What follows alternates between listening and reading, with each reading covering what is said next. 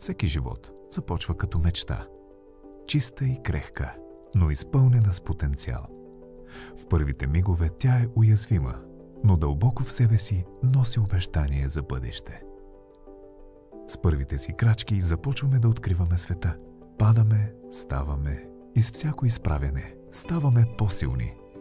Срещаме съмнения и трудности, но намираме утеха в радостта от малките победи. Понякога печелим, понякога губим, но винаги се учим и растем. За да открием нови хоризонти пред нас, изпълнени с безкрайни възможности и мечти, е нужна сплотеността и подкрепата на другите до нас. Понякога имаме различни възгледи, но единството не означава еднаквост, а хармония в разнообразието. Дори да сме далеч един от друг, нищо не може да промени връзката ни.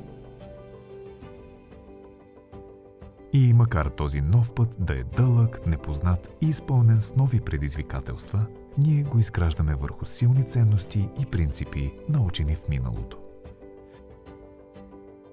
Светът се променя и ние трябва да се променим с него. Постигнали сме толкова много, но за да продължим напред, трябва да бъдем готови за трансформация, да гледаме с нови очи. Моментите на постижение не са само наши, но и на всички, които са били до нас по пътя. За да бъдем по-добри, трябва да имаме коража да растем, да приемаме нови идеи, за да сбъднем нови мечти.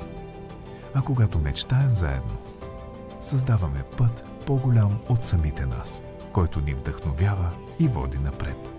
А любовта е това, което свързва всичко в едно.